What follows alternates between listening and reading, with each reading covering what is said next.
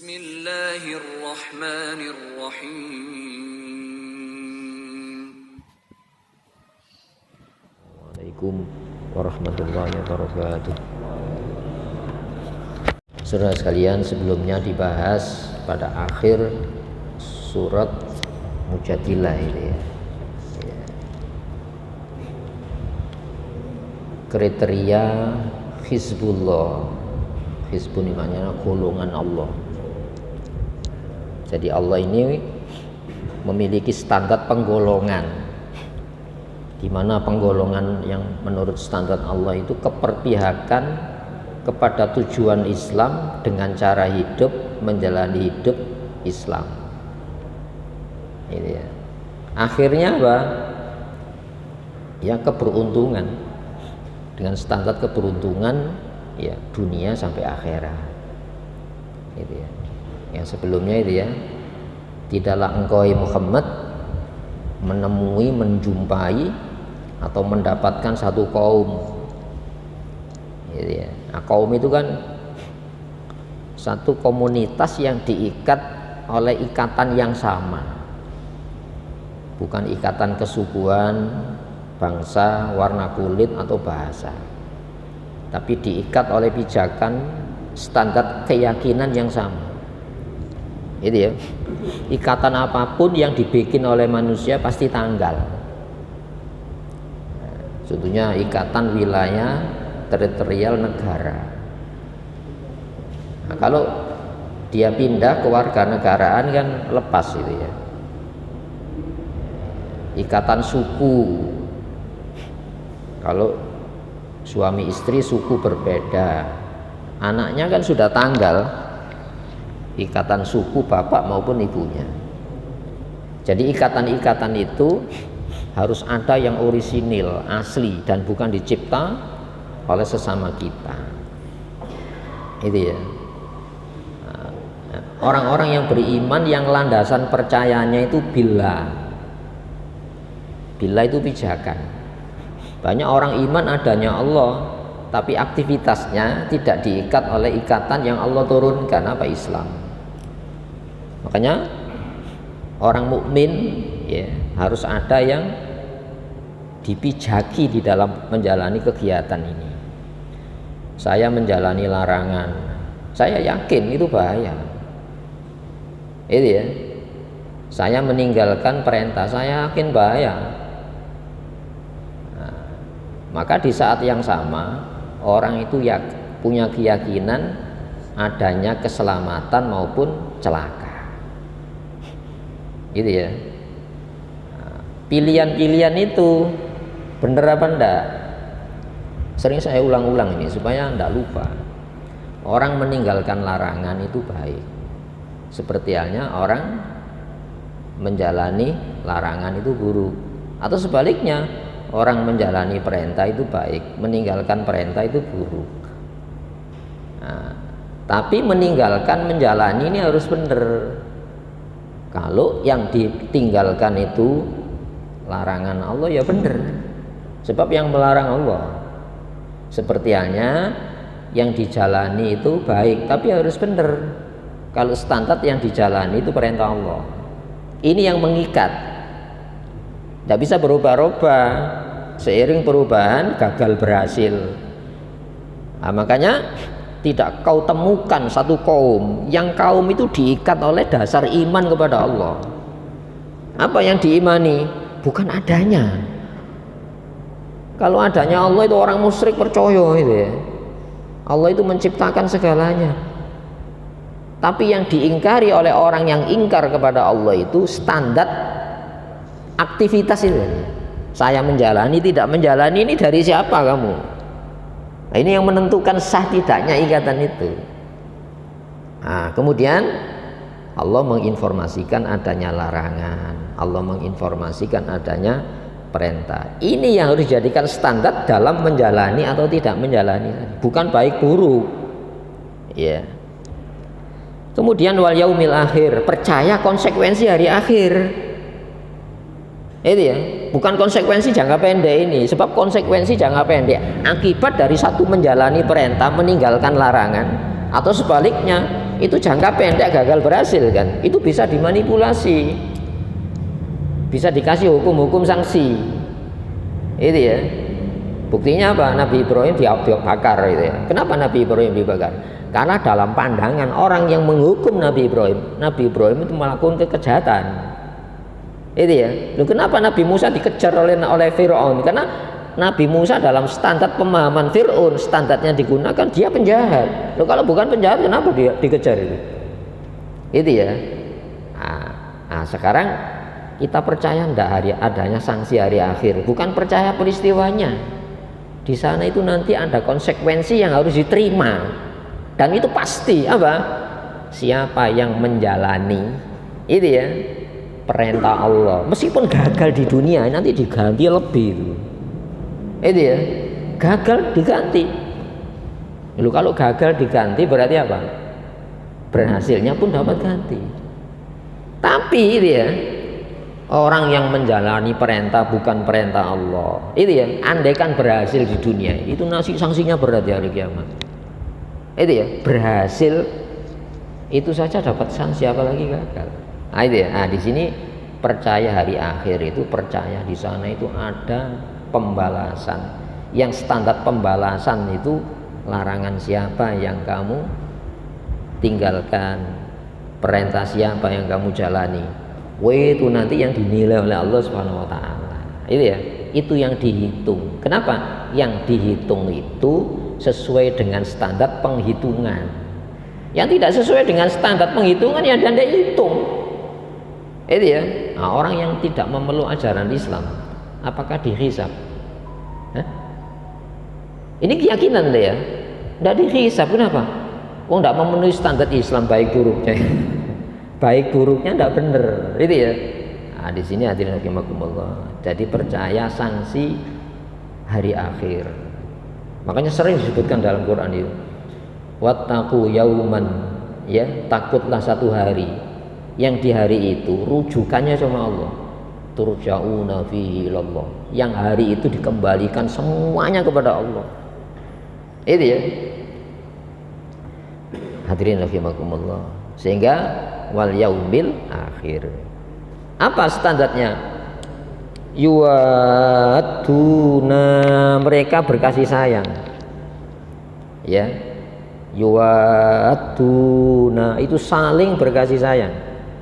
Itu ya. Ini ikatan senang tidak senangnya itu yang akan mengumpulkan saya. Itu yang akan mengumpulkan kita. Ya, masuk perampok itu akan bergaul dengan seia sekata dengan petugas keamanan, ya tidak mungkin berseberangan. Kenapa? Profesi beda. Itu ya, orang itu akan diikat oleh apa siapa yang dicintai. Nabi Nuh itu seranjang dengan istrinya, bisa kok. Itu benih dari Nabi Nuh, bisa kok.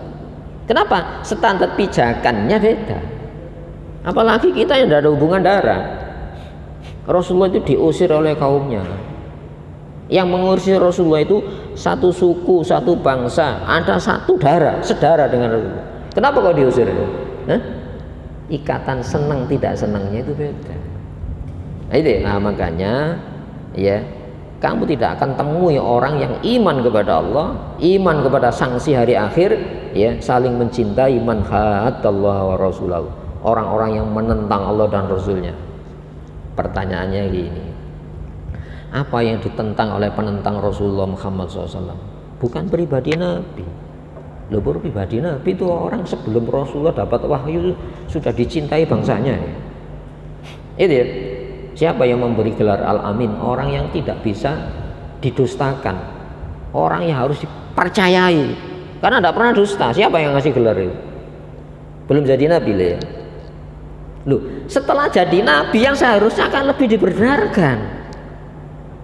Oh, sudah dewasa, akalnya sehat. Itu ya. Loh, kalau standar kaum, standar sukunya sama, bahasanya sama, bahasa Arab, yang seharusnya dibenarkan ya. Loh, kenapa justru ketika Rasulullah setelah dapat wahyu sudah dewasa kok malah dimungsuhi? Ada apa ini? Kenapa ini? Mari kita tanya. Karena ikatan suka tidak sukanya itu bukan pribadi Nabi. Ya, suka tidak sukanya itu ada standar dari Allah Subhanahu wa taala.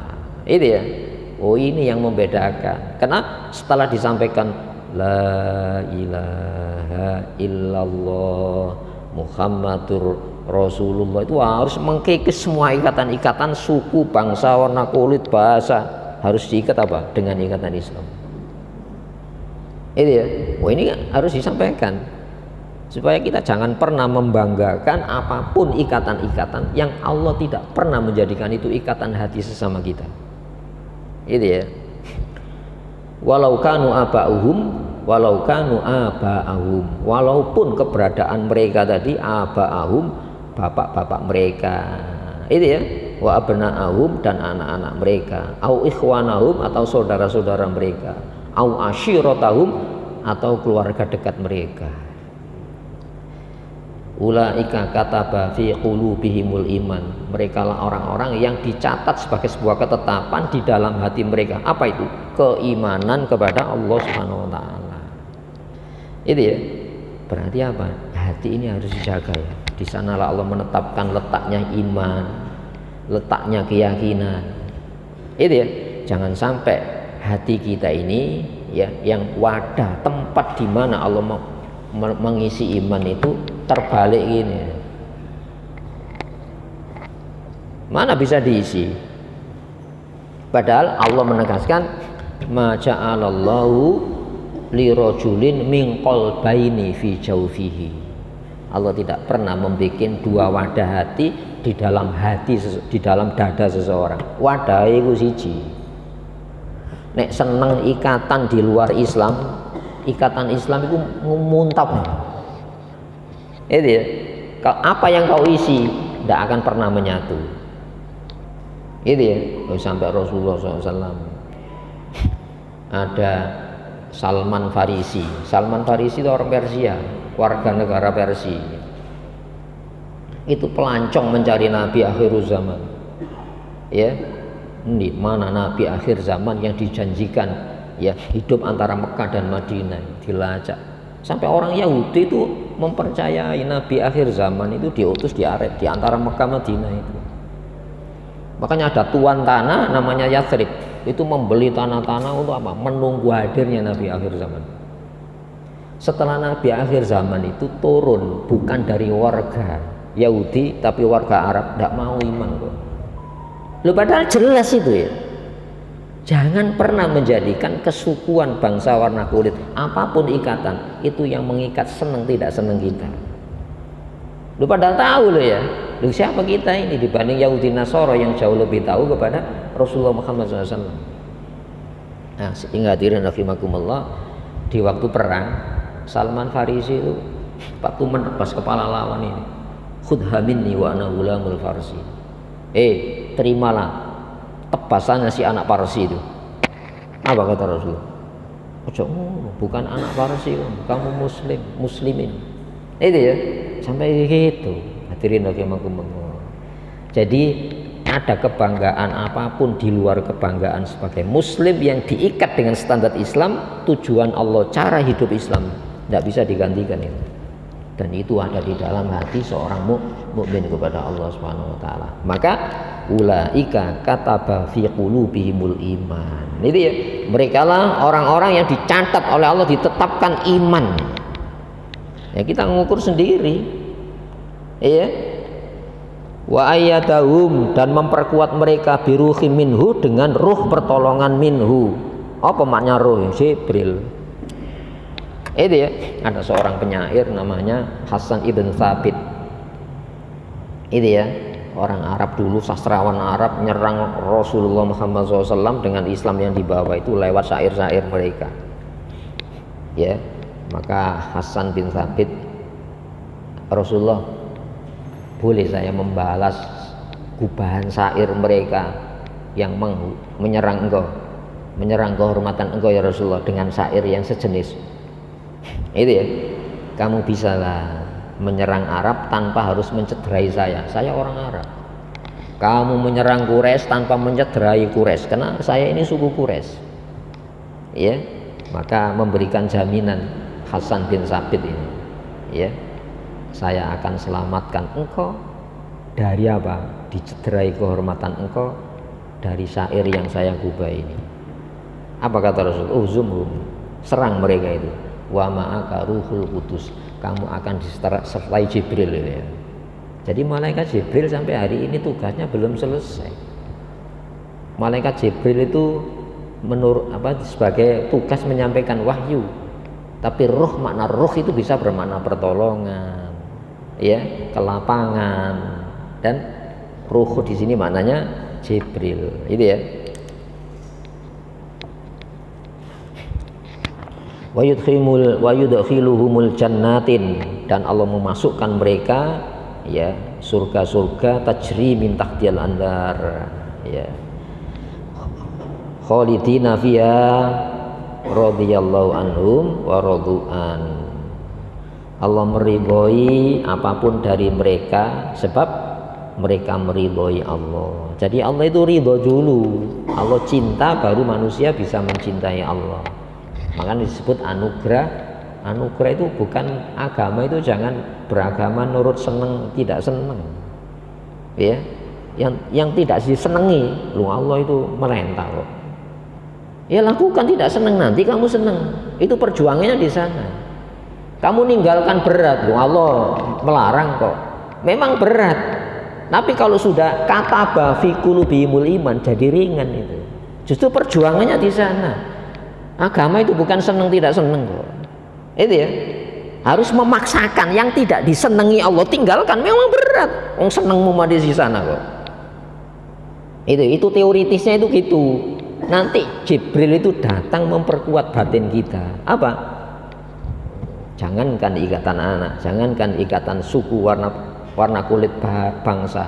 Wah, itu akan tanggal di hadapan orang-orang yang beriman kepada Allah Subhanahu wa ta'ala. Itu baru radhiyallahu anhum, Allah itu ridho dari mereka. Orang itu kalau senang dilihat buruknya apa baiknya? Loh, Allah yang unik. Makanya radhiyallahu anhum, Allah ridho apapun dari mereka. Kenapa? Allah senang kok.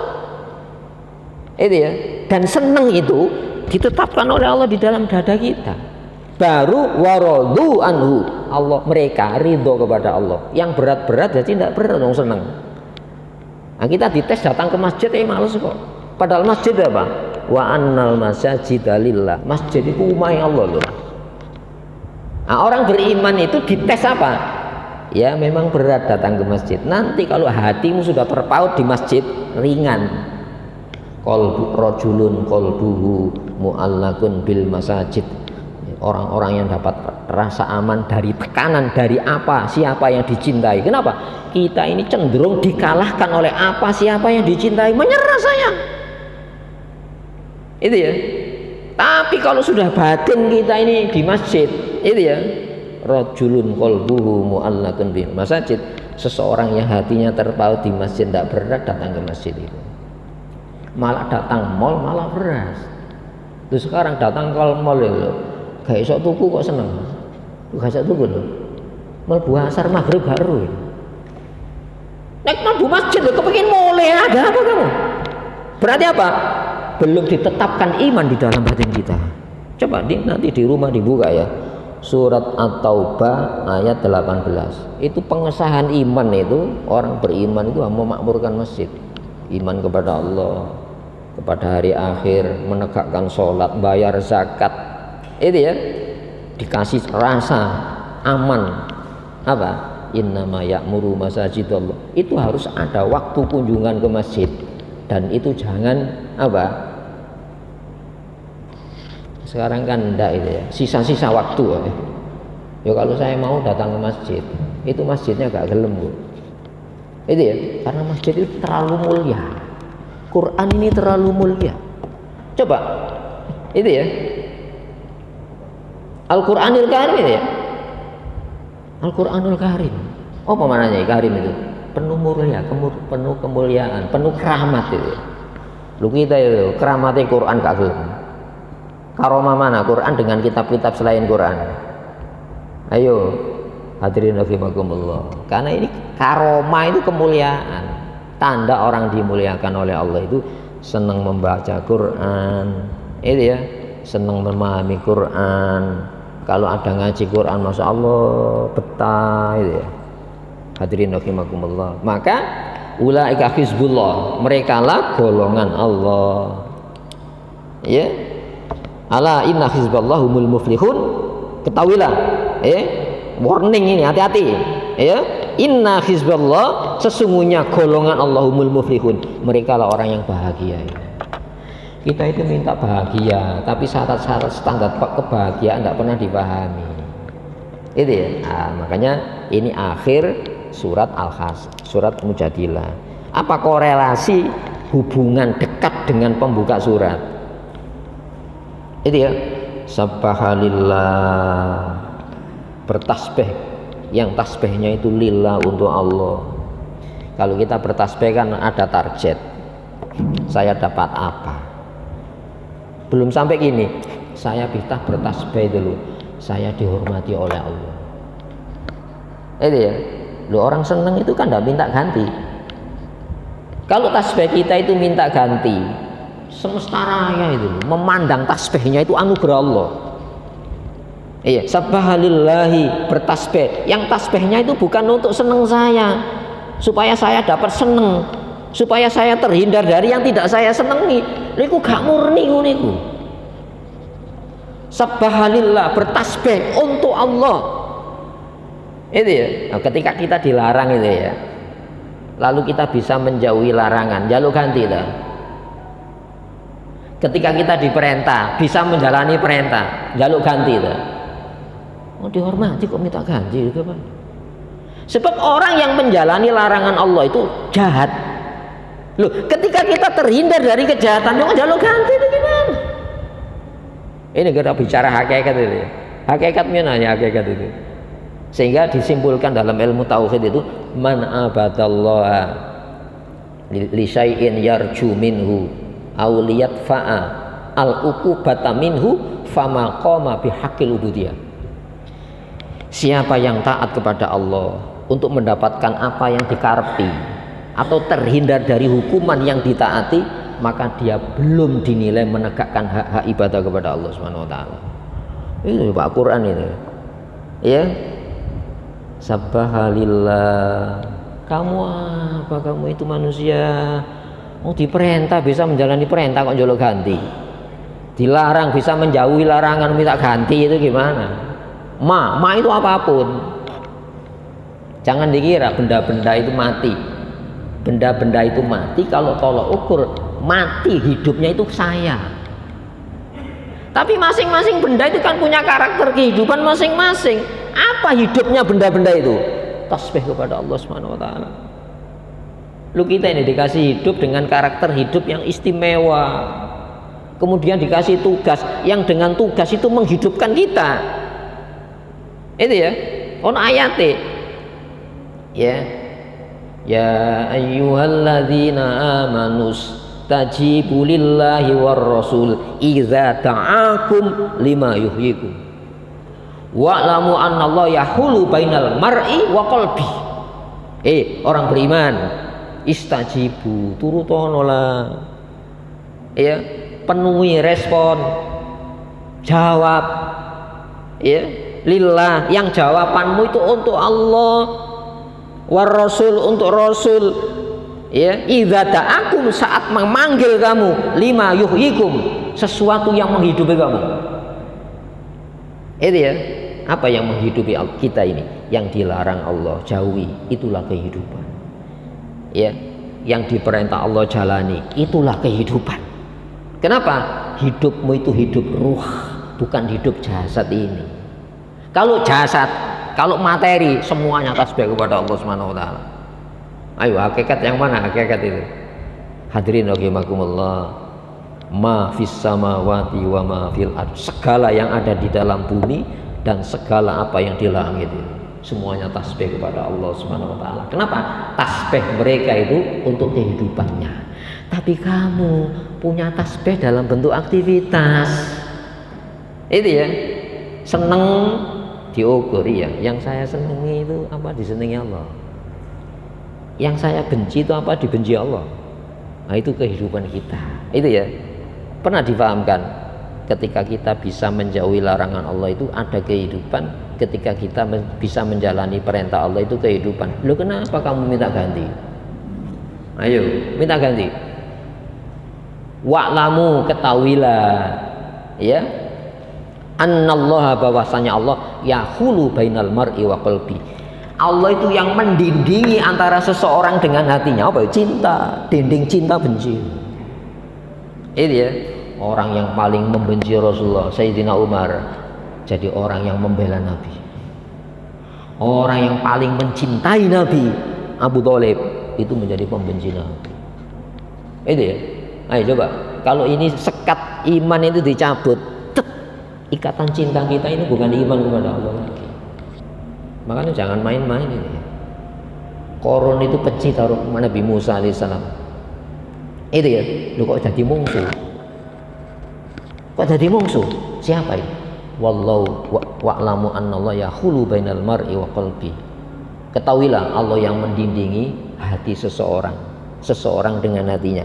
Kalau dinding cinta Allah ditarik jadi pembenci Islam. Nauzubillah. Ini masalah yang mendasar dalam hidup. Itu ya. Hadirin rahimakumullah. Wa huwal azizul hakim. Sedangkan dia yang melarang. Yang saat Allah melarang, itu ya, menunjukkan kepada sesuatu yang hidup. Allah yang memerintah, saat Allah merintah itu menunjukkan sesuatu yang menghidupi dan hidup. Azizul hakim, maha perkasa lagi maha bijak. Maka diberitakan, itu ya, sebab orang kafir itu ada sebabnya. Sebab orang murtad pun ada sebabnya. Itu ya. Sayyidina Umar asalnya musuh. Itu ya. Abu Lahab asalnya pecinta apa musuh? Asalnya pecinta. Saking cintanya gitu. Iya, dia punya budak namanya Suwaibah, dibebaskan. Kenapa? Mendengar. Itu ya. Keponakannya lahir Rasulullah Muhammad SAW, saking cintanya kepada Nabi Muhammad SAW. Loh, ketika dewasa kok jadi musuh aja mana? Wallahu yahulu bainal mar'i wa qalbi. Ini yang harus diminta oleh Allah kepada Allah Subhanahu wa taala. Rasulullah itu minta gitu, dan itu rezeki yang tidak banyak dikenal. Ini ya. Ada ayatnya, ya ayyuhalladzina amanu. Hai orang-orang yang sudah percaya Allah, bahwa Allah itu membolak hati manusia. Inna min azwajikum wa auladikum aduwwan lakum fahdharu. Hati-hati, sebagian anak dan pasangan hidup kamu itu bisa menjadi musuh kalau kamu tidak hati-hati. Fahdharu, hati-hati ya. Itu ya, jangan sekedar ikatan cinta. Ya, cinta itu harus diikat. Itu ya. Hadirin rahimakumullah, azizul hakim. Berikutnya, huwallazi, dialah Allah ya, yang bertasbih segala yang di langit dan di bumi, dan tasbihnya benda-benda langit bumi itulah kehidupan dia ya.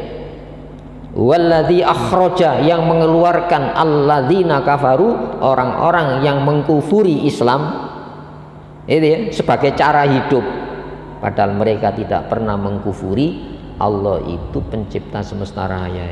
Apa yang dikafiri orang kafir itu? Allah menurunkan standar ikatan hati, ikatan cinta itu tadi. Min ahlil kitab, dari pemilik kitab Yahudi Nasoro, min diyarihim, dari rumah-rumah mereka, li awalil khasri, pada awal pengusiran, ilal khianat.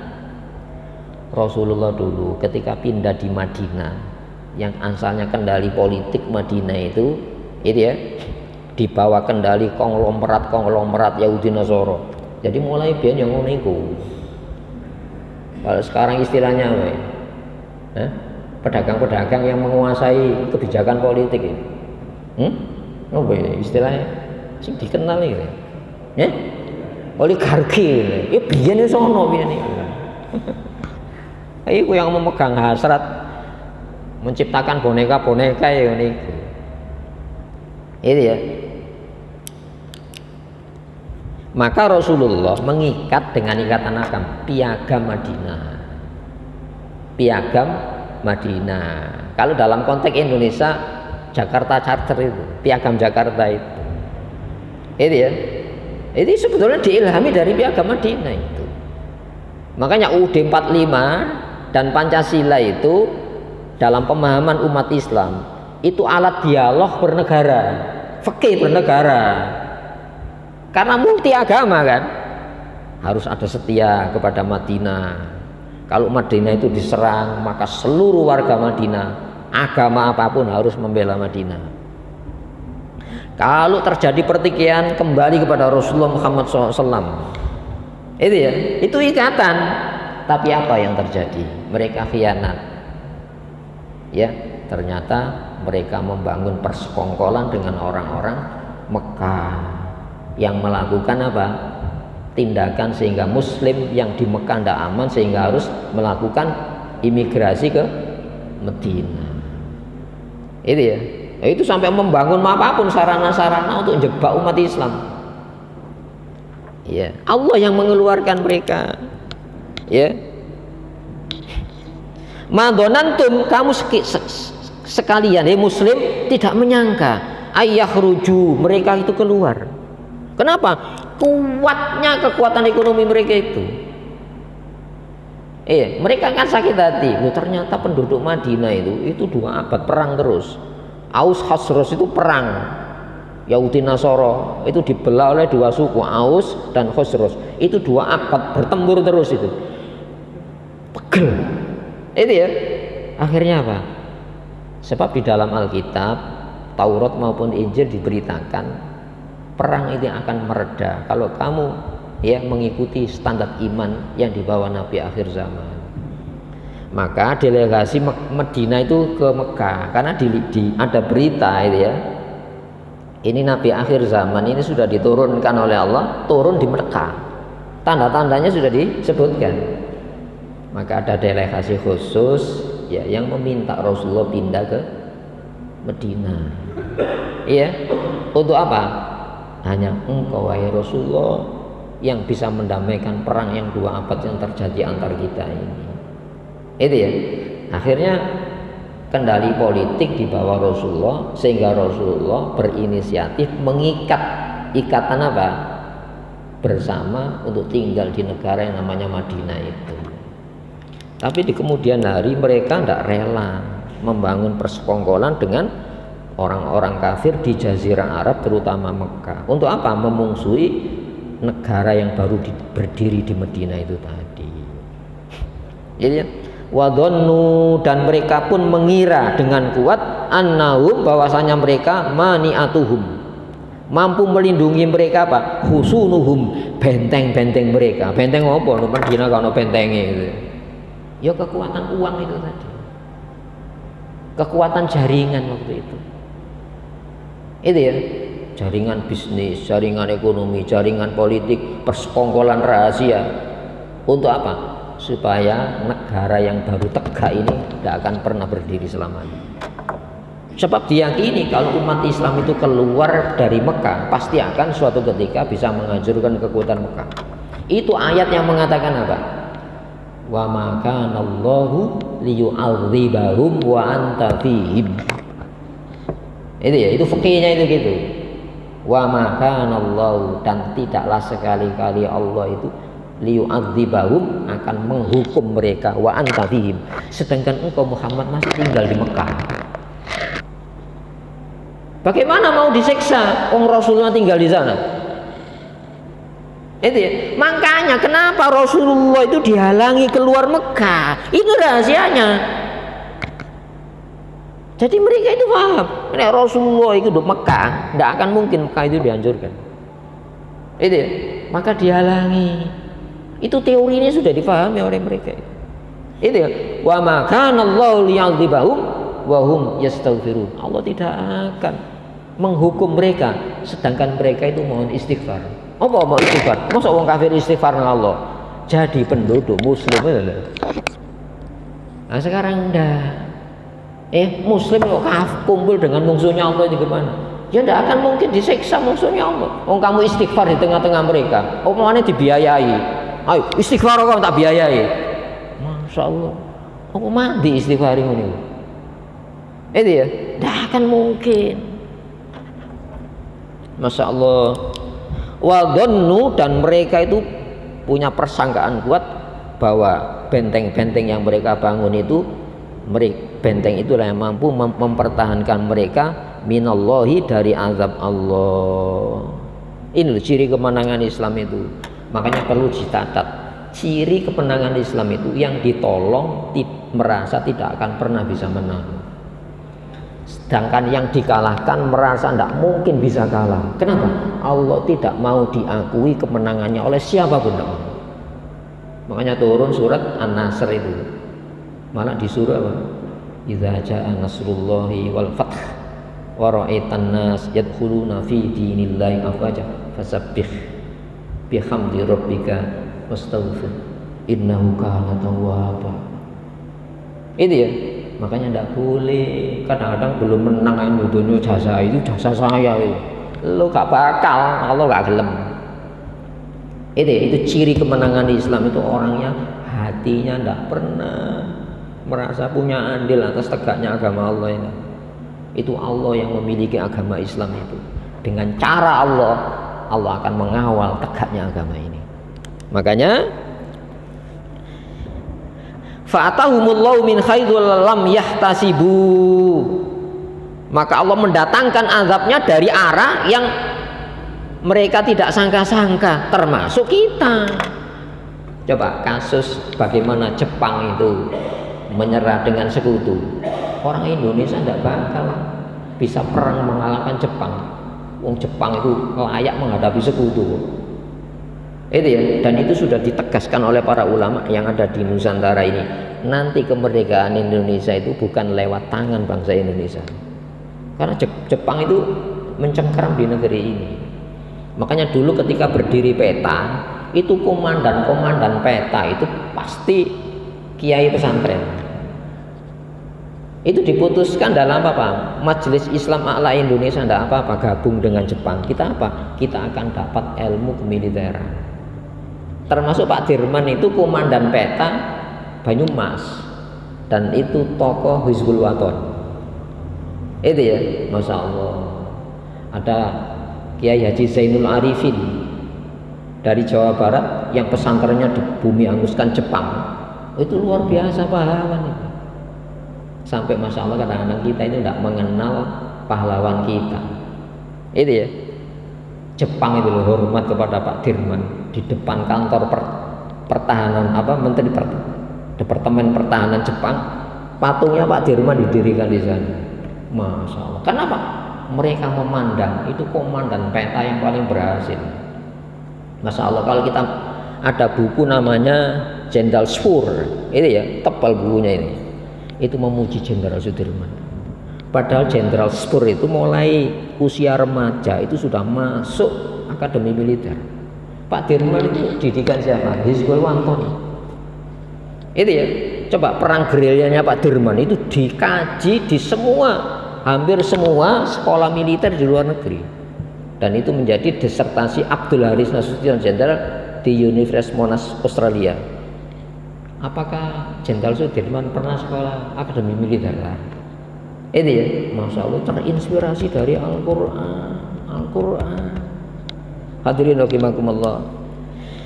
Jadi mereka tidak menyangka ya Allah mendatangkan balasannya dari arah yang mereka tidak sangka. Wa qadzafa, dan Allah menanamkan fi qulubihimur ru'bah, di dalam hati mereka itu ketakutan yang luar biasa. Ya. Belum lama terjadi. Dulu Uni Soviet ketika invasi ke Afghanistan, Uni Soviet itu buyar, bukan sekedar kalah, Uni Soviet itu buyar, petanya sudah tidak ada. Jadi negara-negara yang berpisah-pisah. Kenapa? Dikalahkan oleh NATO? Bukan, dikalahkan oleh Mujahidin Afghanistan. Terulang kekuatan NATO, 22 negara itu dikalahkan oleh Taliban. Padahal perang 20 tahun itu butuh makan juga itu ya. Hadirin rahimakumullah. Masa kita tidak percaya itu? Siapa yang menyangka ya Taliban mampu semacam itu? Ya, Mujahidin Afghanistan mampu semacam itu. Kenapa?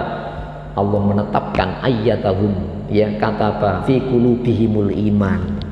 Tapi mereka qadzafa fi qulubihimur ru'ba. Kenapa? Yukhribuna buyutahum, mereka meruntuhkan rumah-rumah mereka biaidihim, dengan tangan mereka. Dikira apa? Jangan sampai aset-aset kita ini diambil oleh kaum muslimin. Kalau dalam konteks Indonesia, nasionalisasi perusahaan asing. Nanti jangan sampai diambil alih aset-aset materi kita, di bumi hanguskan oleh tangan mereka sendiri. Namun wa aidil mukminin, dengan tangannya orang-orang beriman. Sebab apa hadirin rahimakumullah, kita harus terima kasih kepada Allah ketika tangan kita ini dialiri hasrat-hasrat baik Allah. Itu ya, jangan sampai hasrat baik Allah itu dicabut dari tangan kita, sehingga tangan kita ini justru membangun kekuatan musuhnya Allah. Naudzubillah min dzalik. Itu ya. Fa'tabiru, ambillah pelajaran ya ulil absar, hai orang-orang yang memiliki pandangan batin yang jelas. Absar itu pandangan batin. Hadza basairu linnas. Itu ya. Quran ini cara pandang orang-orang yang beriman kepada Allah. Ini perlu dianalisa itu ya. Ini hidup terus. Nah, sekarang ini hadirin rahimakumullah, jaringan-jaringan politik, ekonomi, jaringan sosial budaya yang mereka kan rapuh. Itu ya. Anggota tetap Dewan Keamanan PBB itu bukan negara-negara muslim ya. Ini yang hari ini perang di Ukraina ini. Ya, yang seharusnya badan keamanan dunia, yang seharusnya mengamankan dunia, justru mereka yang berperang. Justru mereka yang sumber kecemasan dunia hari ini. Apa bukan bukti ini? Kenapa? Mereka itu tidak punya konsep keamanan dari Allah. Bagi mereka aman itu sandang, pangan, papan, jaringan bisnisnya terpelihara ya. Hadirin rahimakumullah, sehingga seenaknya sendiri ingin merubah status-status wilayah dengan perubahan hukum yang mereka praktekkan dalam tatanan dunia baru hari ini. Nah, kita jangan mengikuti mereka. Kita punya ikatan Islam, punya ikatan iman yang sama. Ikatan kita itu bukan kepentingan sesaat. Apapun ikatan ya dunia itu ikatan sesaat. Nah, kita punya ikatan abadi, yaitu apa? Kita punya alur sejarah yang sama, sejarah umat Islam. Kita punya panduan yang sama, dipandu nabi-nabi, kitabnya sama, yaitu kitab wahyu dari Allah. Nah, wahyu terakhir yaitu Al-Quran, nabi terakhir, Rasulullah terakhir itu Rasulullah Muhammad SAW. Ini ikatan yang abadi, tidak bisa tambah. Walaulah ya, dan seandainya jika tidak angkataballahu, Allah tetapkan alaihim atas mereka al-jalaa, pengusiran. Itu ya. Jadi nanti ada waktu klimak mereka itu akan meninggalkan negara-negara yang dulu dijajah. Itu ya. Ini bisa kita baca dalam ya buku Pasang Surut Kulit Berwarna. Itu kan mulai imperialisme dengan kekerasan ditinggalkan ini. Nah, sekarang imperialisme baru. Apa? Kita diikat oleh pemahaman yang mereka bikin sendiri, nasionalisme. Sehingga umat Islam ikatan yang nasional di mana dia ada. Dan ini rapuh. Buktinya apa? Sekarang liberalisme yang mereka paksakan. Liberalisme kan sekarang. Kenapa? Mereka ingin menjajah dengan model penjajahan baru. Nah, umat Islam punya Al-Quran. Al-Quran itu bukan sekedar pemahaman ya pahala, tapi Al-Quran memberikan satu pemahaman bahwa Al-Quran ini ajaran itu yang ngasih pemahaman dari mana, untuk apa, dan akan kemana kamu menjalani hidup. Dan itu dibahas oleh ideologi hari ini. Itu ya bedanya keyakinan kita itu diturunkan, mereka menggali ajaran-ajaran mereka sendiri. Alhamdulillah kita dikasih oleh Allah Al-Quran. Itu ya, masa Raden Ajeng Kartini saja di dalam bukunya yang mengatakan apa? Ini kepada gurunya Yai Soleh Darat Semarang, Yai, kita sebagai bangsa ini teramat dungu. Ya, kenapa? Kita ini sebagai bangsa Indonesia yang mayoritas Muslim punya kekayaan berupa apa? Gunung emas. Tapi kita tidak tahu gunung emas itu apa maksudnya. R.A. Kartini yaitu Al-Quran ini. Quran itu kekayaan gitu. Gunung emas yang kita tidak memahami kekayaan Al-Quran itu sendiri. Semoga apa yang kita telah dijadikan hidayah oleh Allah Subhanahu wa taala. Marilah kita berdoa. Allahumma shalli wa sallim wa barik ala Muhammad wa ala ali Muhammad. Alhamdulillahirabbil alamin. Rabbana zalamna anfusana wa in lam taghfir lana tarhamna lanakunanna minal khasirin. Rabbana la tu'akhidna in nasina aw akhtana. Rabbana wa la tahmil alaina isran kama hamaltahu 'alal ladzina min qablina. Rabbana wa la tuhammilna ma la taqata lana bih wa'fu 'anna waghfir lana warhamna anta maulana wansurna 'alal qaumil kafirin. Rabbana hab lana min azwajina wa dhurriyyatina qurrata a'yun waj'alna lil muttaqina imama. Rabbana atina fid dunya hasanah wa fil akhirati hasanah wa qina adzabannar. Subhana rabbika rabbil izzati amma yasifun. Wassalamun alal mursalin. Alhamdulillahirabbil alamin. Assalamualaikum warahmatullahi wabarakatuh.